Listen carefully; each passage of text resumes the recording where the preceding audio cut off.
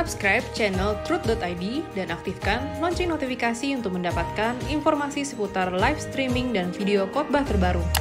Posisi tombol subscribe berada di kanan atas channel kami dan jangan lupa nyalakan loncengnya.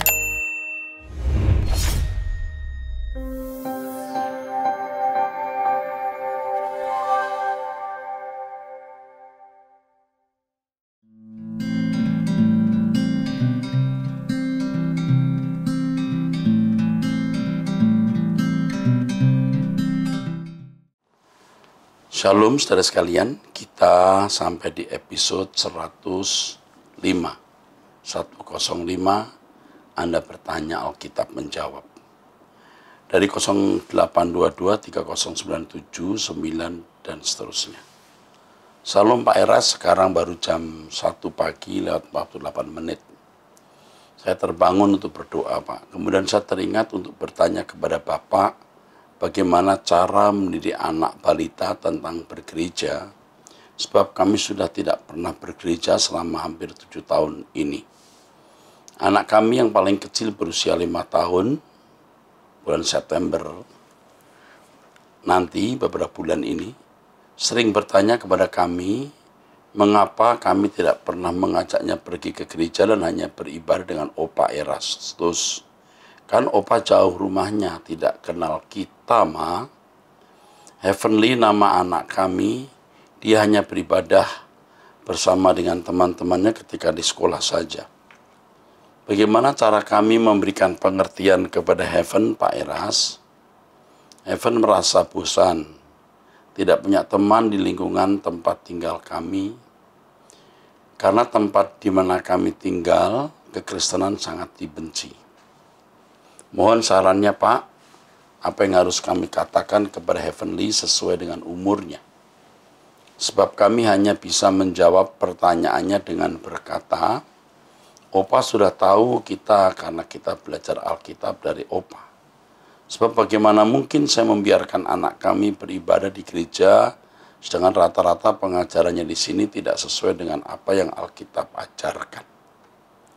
Kami sedih, dilema dengan pertanyaan anak kami, Pak.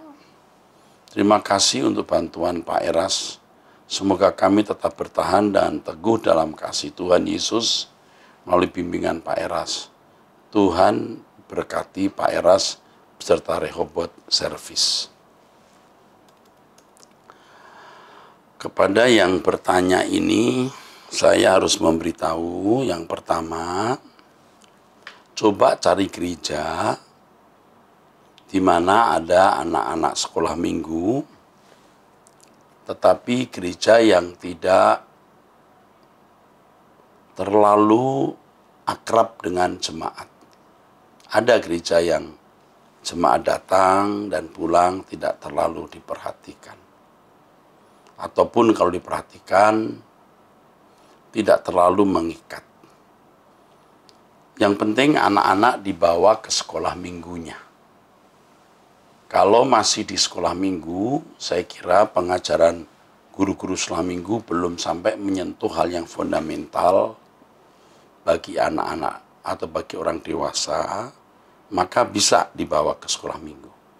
Atau paling tidak, ibu menunggu anak ini waktu sekolah minggu. Ataupun demi anak, ibu pergi ke gereja dan ikut kebaktian sekedar menjadi pendengar. Tidak perlu terikat dengan gereja itu atau menjadi anggotanya. Dari kesalahan orang khotbah pun kita bisa memetik pelajaran. Bisa membandingkan. Jadi jangan terlalu pobi dan anti gereja. Kita masih bisa kok datang ke gereja mana saja.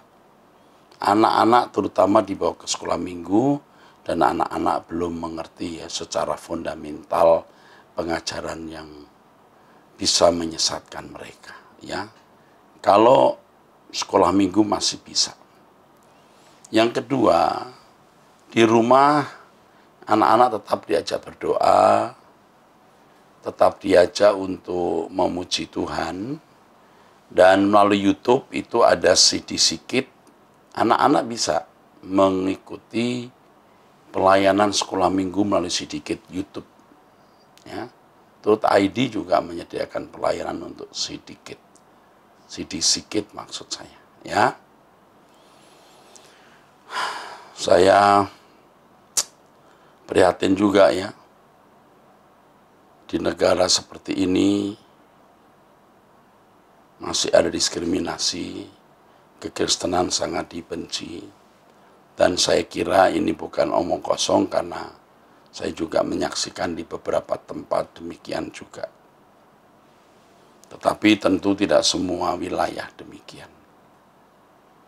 Lebih dari ini nanti Tuhan akan memberi hikmat kepada ibu, bapak untuk bisa membimbing anak kepada kebenaran. Oke, 0819 93074 dan seterusnya. Salam Pak Era, saya wanita usia 60 tahun. Saya selalu mendengarkan semua khotbah EBC juga. Anda bertanya Alkitab menjawab sejak bulan Maret. Setiap hari rutin ikutin streaming Bapak. Banyak hal yang berubah yang Tuhan kerjakan dalam diri saya. Terima kasih ya Bapak Eras. Saya mau bertanya untuk ayat ini. 1 Korintus 14 ayat 1. Kejarlah kasih itu dan usahakanlah dirimu memperoleh karunia-karunia roh, terutama karunia untuk bernubuat.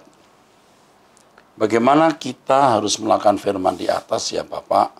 Mohon pencerahannya. Terima kasih. God bless you. Ayat ini harus dilihat atau ditinjau dari perspektif kebutuhan gereja pada zaman itu atau pada waktu itu. Yang pertama, kasih jelas. Kasih itu artinya seluruh tindakan kita yang sesuai dengan pikiran perasaan Allah. Sebab kalau membaca 1 Korintus pasal 13, pasal sebelumnya, dikatakan sekalipun aku memberikan tubuhku untuk dibakar dan memberikan seluruh hartaku tanpa kasih sia-sia. Memberikan tubuh untuk dibakar, memberikan seluruh harta itu bisa dilakukan juga oleh orang beragama lain.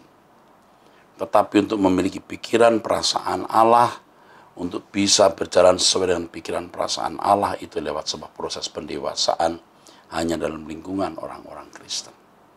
Dan saudara-saudara sekalian, saya kira tahu, ya saudara, saya kira tahu bahwa ini hanya dialami umat pilihan.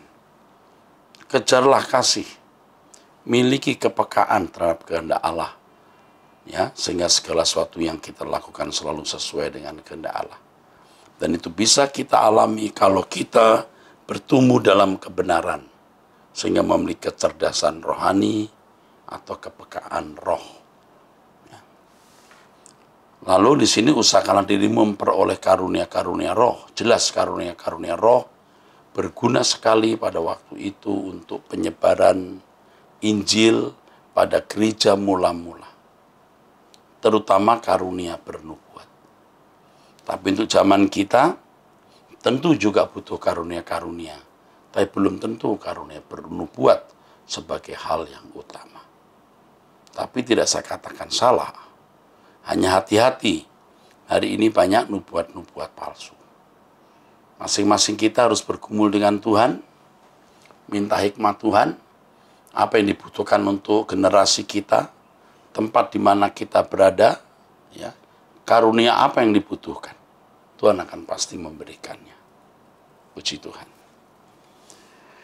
0821 1263 5 dan seterusnya. Salam Pak Era, sudah hampir 5 tahun saya mengikuti khotbah-khotbah Bapak dan rutin mengikuti seminar dan PA di MAG, Mall Arta Gading. Membuat saya semakin mengerti firman Tuhan dan menjadikan saya selalu bersyukur dalam keadaan apapun seperti saat ini. Keluarga saya, suami, anak, mantu, dan saya sendiri terjangkit COVID-19. Tapi saya belajar untuk tidak mengeluh dan tidak bersungut-sungut. Karena saya tahu kalaupun saya mati, saya tahu kemana saya pulang. Puji Tuhan. Puji Tuhan.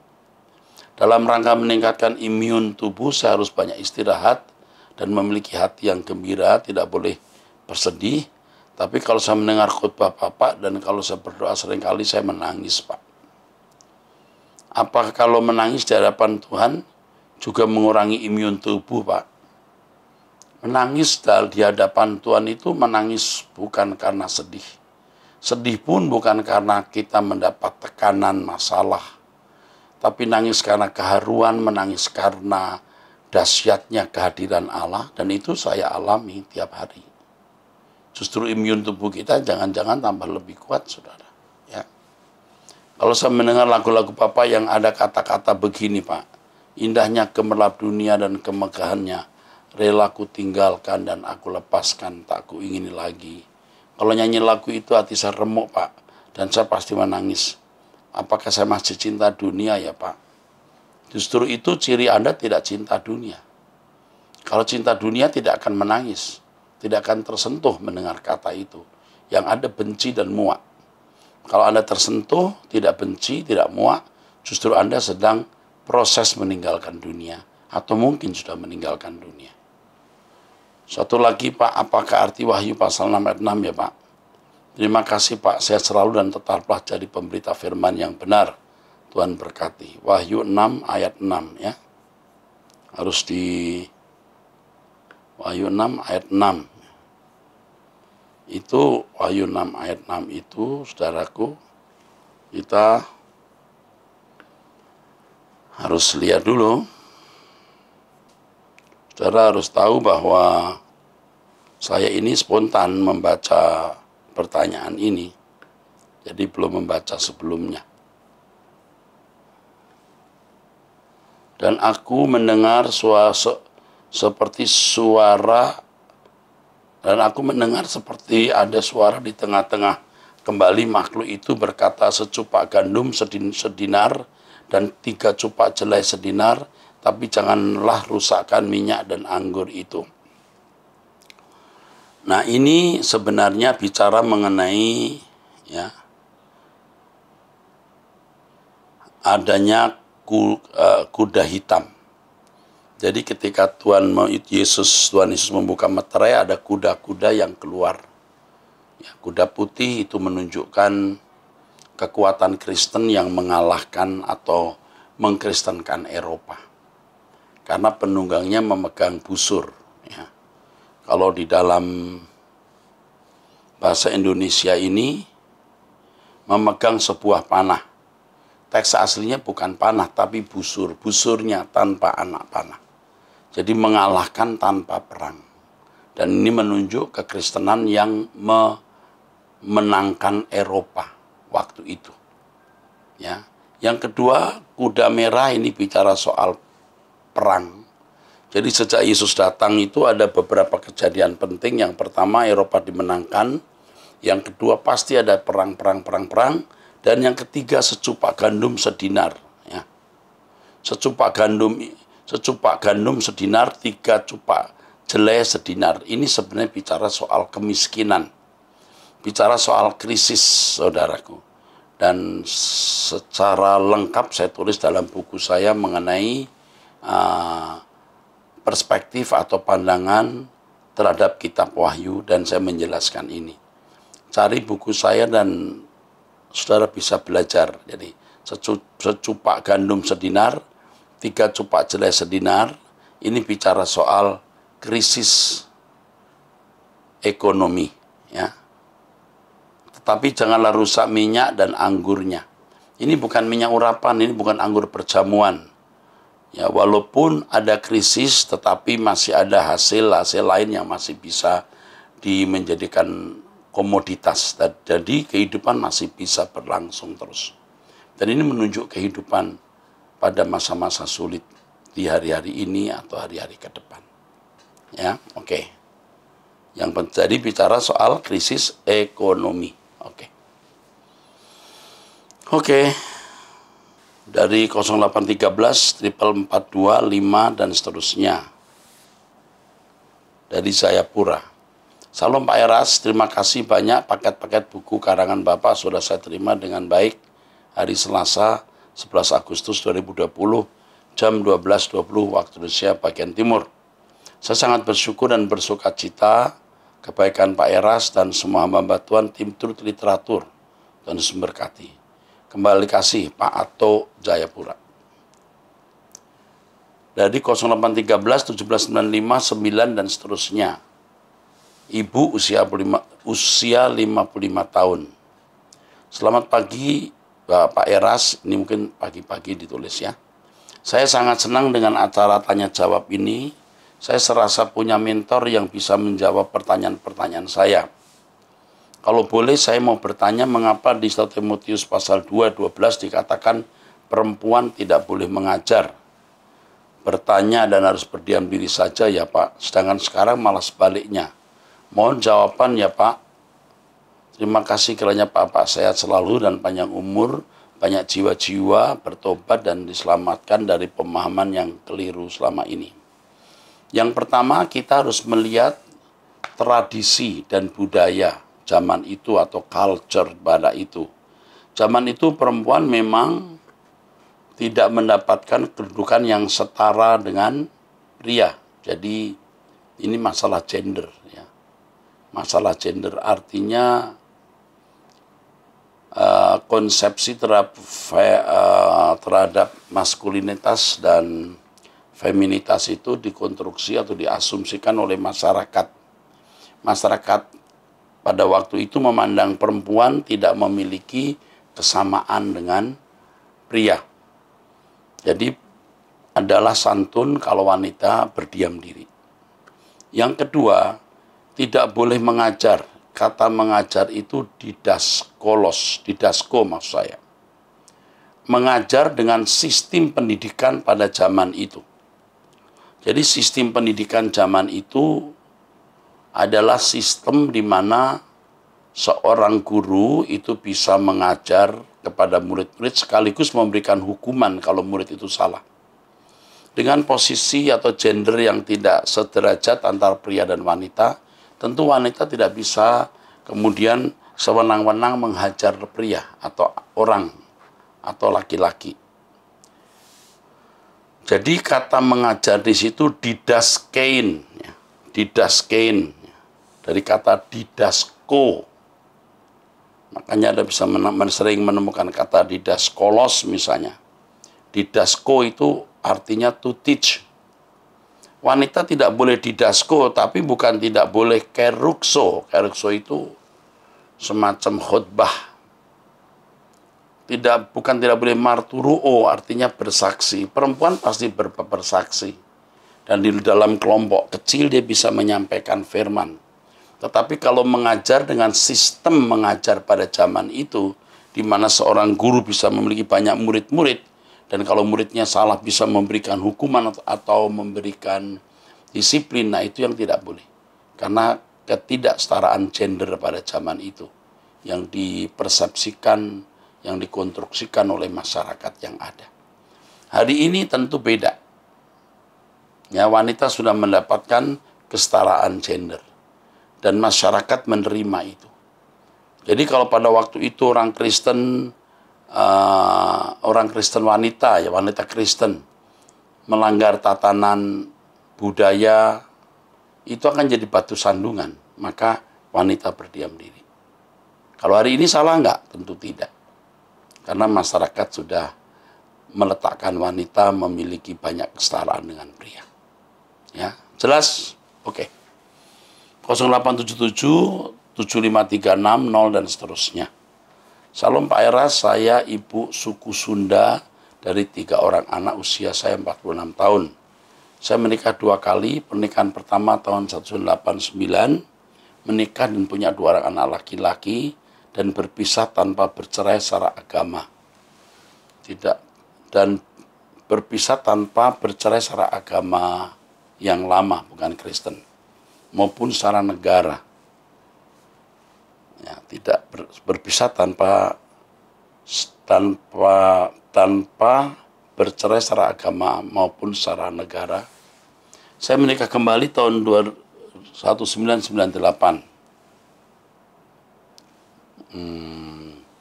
Pernikahan pertama tahun 1989. Jadi 10 tahun kemudian menikah lagi secara agama yang sama, agama non-Kristen, dengan surat-surat dan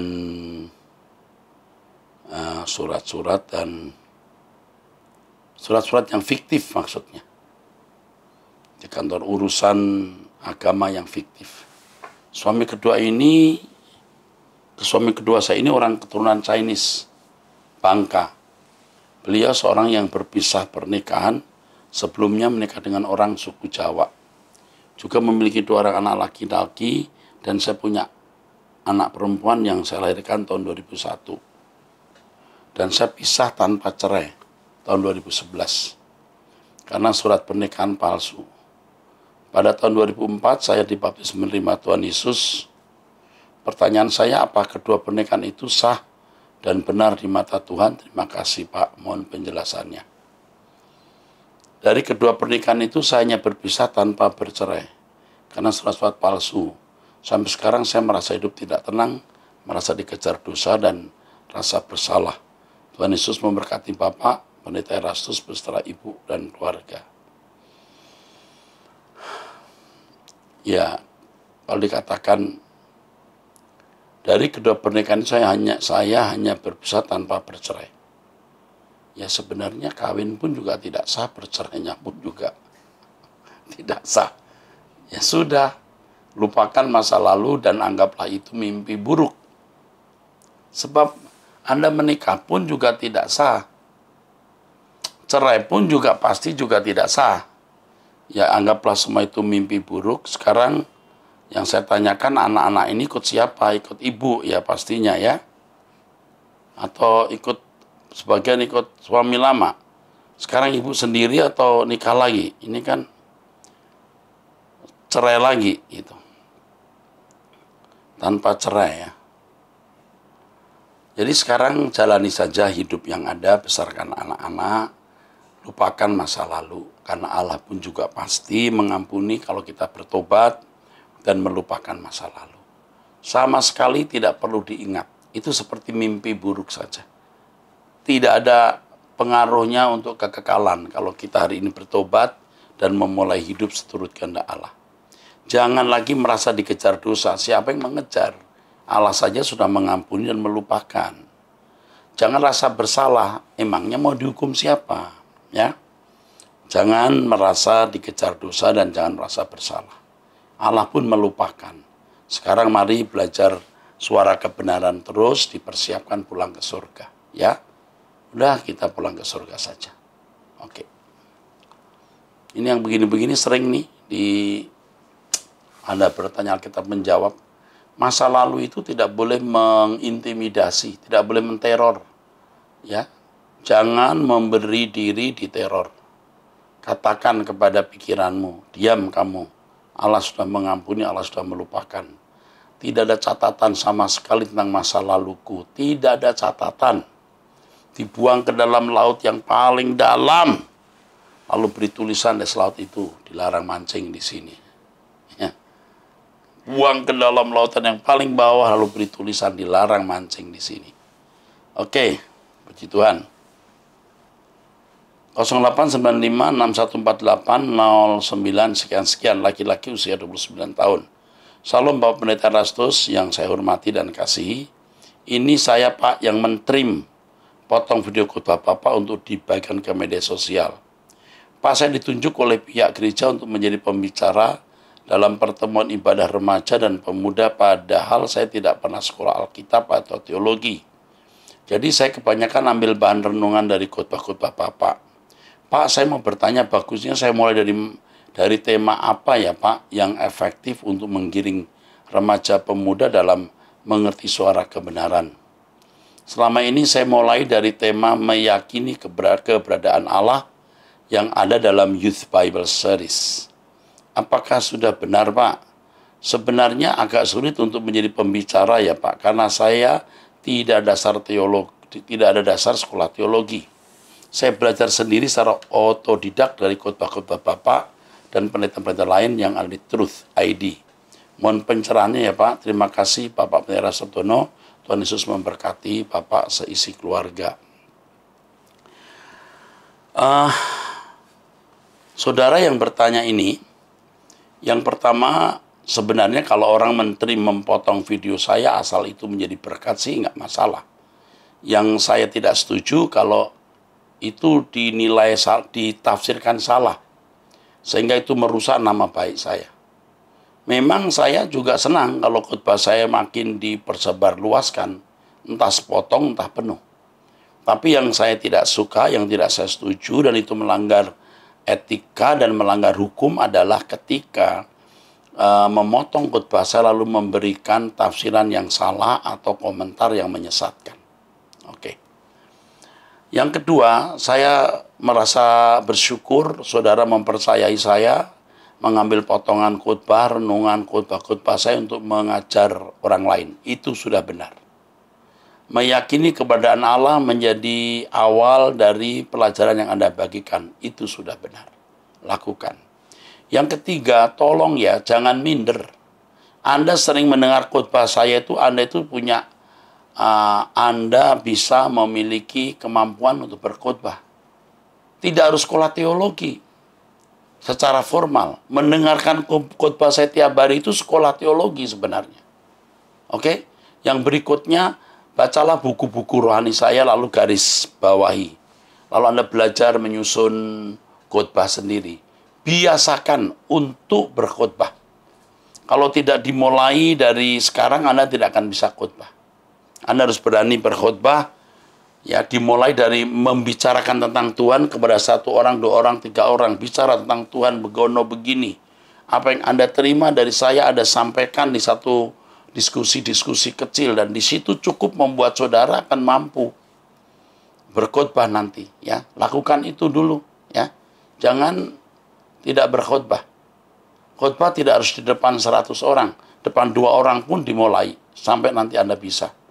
Saya bangga dengan Anda. Sungguh, Anda bagian dari gerakan suara kebenaran ini. Tuhan berkati. Dari seorang ibu usia 54 tahun, 0812 940 sekian-sekian. Ini pertanyaan yang pernah disampaikan. Salam Pak Era, saya punya kakak sudah kumpul kebo puluhan tahun, sekitar 26 tahun, sampai punya anak cucu sekarang. Walaupun anaknya bukan anak kandung. Tapi dia sangat sayang dengan anak dan cucunya itu. Saya sudah suruh dia nikahi wanita tersebut. Tapi kakak saya tidak ambil pusing. Tidak mau ambil pusing.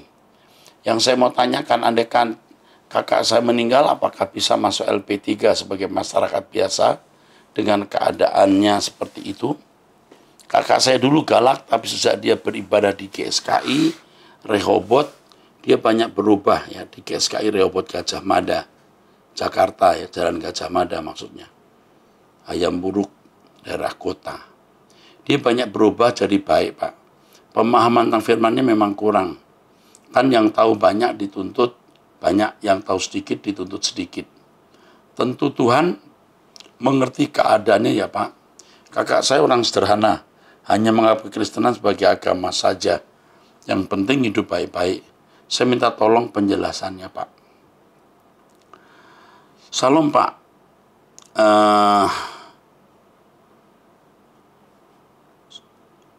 Wanita tersebut mantan PSK.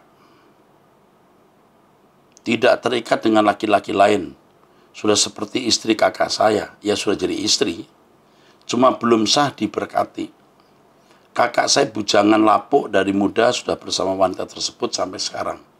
Dari muda sudah hidup bersama. Awalnya keluarga kami menolak, tapi sekarang sudah terpaksa menerimanya sebagai keluarga. Karena kakak saya sangat menyayangi wanita tersebut. Kembali dengan pertanyaan saya, jika kakak saya meninggal dengan keadaan seperti sekarang ini, apakah bisa masuk LP3 dan diperkenan Bapak di surga? Yang pertama, saya merasa kakak Anda ini orang baik. Bisa menerima anak yang bukan dari anak kandung dan cucunya dengan sayang. Ini sudah viral, itu sudah isyarat ini orang baik. Soal pemberkatan nikah bisa menjadi prinsip pada waktu mana memang orang mengerti bahwa pernikahan perlu pemberkatan ya, secara normal. Tetapi kondisi kakak Anda ini tidak normal, kondisi abnormal. Ya, kondisi abnormal. Jadi kita tidak bisa menjudge bahwa dia jahat atau pasti masuk neraka. Dilihat dari idealisme, dia tidak ideal. Tetapi saya harus membuka ruangan misteri Tuhan di dalam hidupnya. Kalau Anda katakan dia sejak ke GSKI jadi baik, ini sudah satu isyarat juga, kakak Anda memang orang baik dan menjadi lebih baik. Hanya menganggap kekristenan sebagai agama saja, yang penting hidup baik-baik saja, dan Anda mengakui dia menjadi baik. Ya, apakah kalau dia meninggal saat ini dia masuk neraka atau masuk LP3? Saya tidak tahu. Ini bicara soal kedalaman hati kakak Anda. Tetapi ibarat perjalanan ini belum sampai selesai, belum sampai stasiun, belum sampai akhir. Masih ada titik-titik perubahan. Sampaikan kepada kakakmu, apa ruginya sih didoakan, ya.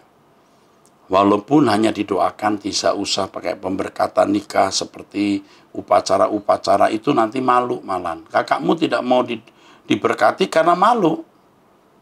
Siapa tahu dia sudah berdoa di depan Tuhan. Walaupun itu sebenarnya tidak tepat.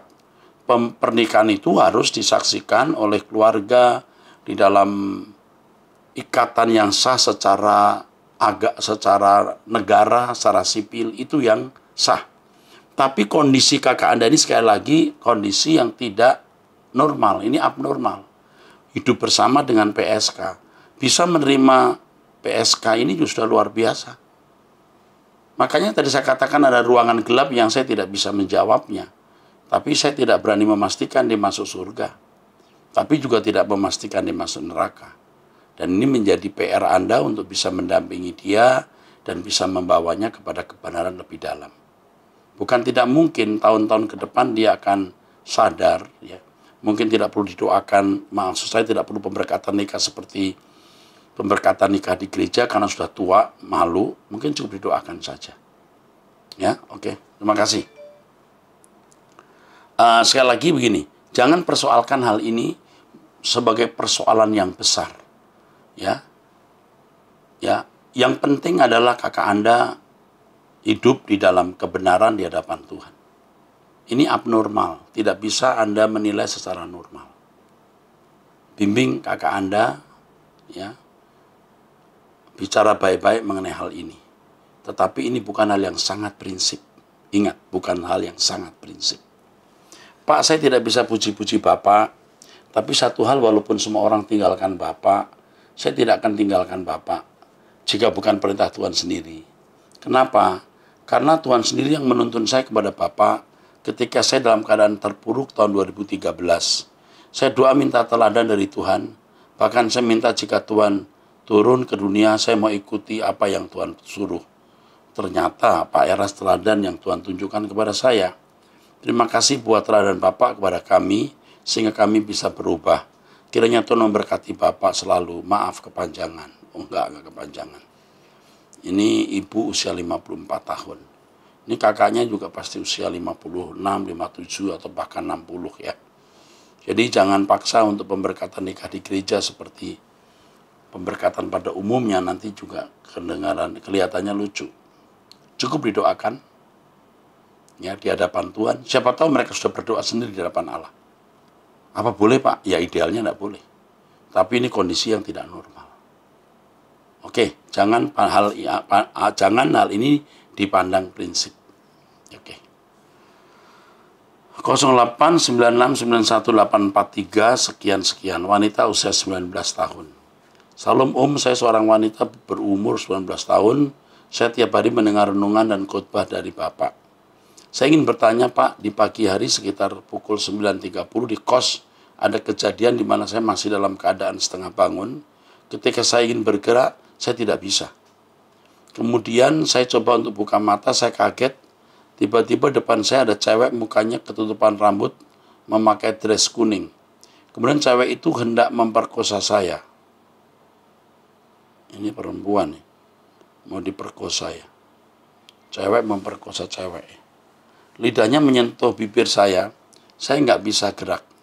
Tapi saya bisa dengar ibu kos lagi ngomong-ngomong dan saya bisa merasakan lidah dan tubuh cewek itu yang ada di atas saya. Tapi saya tidak bisa melakukan apapun. Saya mencoba teriak dalam nama Yesus tapi nggak bisa. Akhirnya saya coba doa dalam hati. Lama-lama saya nggak ngerasain cewek itu di tubuh saya. Kemudian waktu saya buka mata, sedikit ternyata wanita itu cuma mengangkat badannya. Saya coba untuk tendang, tapi nggak bisa. Saya marah sekali kenapa ada roh seperti ini berani nyentuh saya. Saya berdoa dalam hati dengan keras, dalam nama Yesus, jangan sentuh aku milik Kristus. Lama-lama dia hilang. Saya berdoa dalam hati katanya ya. Lama-lama dia hilang. Saya bingung itu mimpi atau bukan. Tapi saya benar-benar merasakan dan bisa dengar orang sekitar. Padahal saya baca firman, pelayanan, berdoa. Tapi memang saat itu saya dalam keadaan baru awal haid. Jadi agak pegel-pegel dan kecapean. Jadi saya memutuskan untuk lanjut tidur. Tapi kenapa bisa terjadi hal demikian? Menurut Om, apa bisa roh jahat melecehkan manusia? Apa saya hanya itu hanya masalah psikologi saja, Om? Makasih, Om. Dari pengalaman hidup saya ada dua hal. Yang pertama kita tindisen namanya, tindisen. Ya. Yang kedua memang kita betul-betul diganggu oleh kuasa gelap. Lalu bisa juga gabungan dari antara diganggu kuasa gelap dan tindisen sekaligus dari kuasa gelap itu yang membuat kita tidak bisa bergerak. Pengalaman seperti ini saya tidak berlebihan. Waktu muda saya sering alami. Ya sering sekali tidak, tapi berkali-kali saya alami. Terutama waktu saya ada di asrama sekolah Alkitab yang terkenal angker. Jadi sekali-kali saya tindisen, sekali-kali benar-benar saya diganggu kuasa gelap, sekali-kali di antara dua-duanya barangkali. Lalu saya juga tinggal di sebuah tempat yang terpencil, di mana belakang dari rumah itu 50 meter itu kuburan. Depan rumah itu halaman belakang rumah orang, tapi ada 2 kuburan juga. Jadi orang kampung itu mengubur keluarganya di halaman rumah. Jadi tempat saya ini cukup lumayan angker. Ya. Seingat saya orang kampung juga memandang bahwa tempat saya tinggal itu angker. Kenapa? Karena gedung gereja yang besar kosong. Dibangunin gereja tapi tidak ada jemaat. Saya tinggal hanya di belakang ruangan kecil. Lalu gereja itu belum ada pintunya, belum ada jendelanya. Ada pintunya tapi jendelanya masih terbuka, tidak ada kacanya. Jadi angin ya masuk aja gitu. Kucing ya masuk lah, macam-macam ya. Nah, pengalaman seperti ini saya alami. Ada satu cara untuk lepaskan kondisi itu. Yang pertama, jangan usir dalam nama Yesus dengan perkataan. Makin kita teriak, makin capek. Nggak bisa. Lebih baik kita rileks. Jadi kita rileks. Kita rileks. Kita bisa berkata-kata di dalam hati kepada Tuhan. Bisa menyembah Tuhan dalam hati. Waktu dia tindis kita atau tindis kita rileks. Nah, rileks itu bisa membuat otot-otot kita yang tadi tegang. Bisa kita tegang itu bisa malah longgar waktu kita rileks. Itu secara psikologis ya. Tapi secara rohani waktu kita rileks, kita bisa lepas. Jadi jangan, nggak usah. Kita begini, kamu bisa apa sih? Gitu. Hai iblis, kamu nggak ada apa-apanya kamu. Justru itu yang membuat kita akan lepas. Jadi karena saya sudah berkali-kali mengalami hal itu, sehingga saya sudah tahu caranya. Rileks. Makanya saya sering memiliki prinsip. Hai iblis, jangankan takut, merinding pun kagak gua. Gitu. Jadi kalau di tempat tertentu saya merasa ada kuasa gelap, lalu saya merasa tertentu, saya berkata, jangankan takut, merinding pun tidak.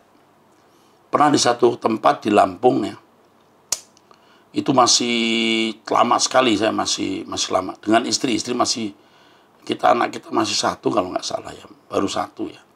Atau ya baru 1 atau belum ada ya, waktu itu. Jadi di satu hotel itu saya datang dari dalam sampai di hotel jam 12 atau setengah 1. Waktu tidur itu, saya diganggu, saya tekan. Dan saya tahu bahwa kuasa gelap di tempat itu tuh kalau tidak salah wanita. Ini wanita. Jadi saya seperti ditindis, tapi ya tenang. Siapa kamu? Saya bangun. Istri saya lagi gini. Ditindis juga. Saya bangunkan, Mam. Dia bangun. Jadi memang ada kuasa gelapnya. Tapi kita mesti tenang. Setan itu nggak bisa menyakiti kita. Kalau kita anak Allah, mau bisa apa dia? Ya. Jadi ini bisa karena memang you lagi kecapean, saraf-sarafmu tegang, juga bisa kuasa gelap. Tapi ingat, relax. Lawannya relax. Makanya bersyukur ya jadi orang Kristen yang baik. Kita nggak jadi temannya setan. Waktu mati kita dijemput Tuhan, tidak dijemput setan untuk ke neraka. Ya, oke. Saya kira sampai di sini episode kita. Sampai jumpa di episode yang mendatang. Tuhan memberkati.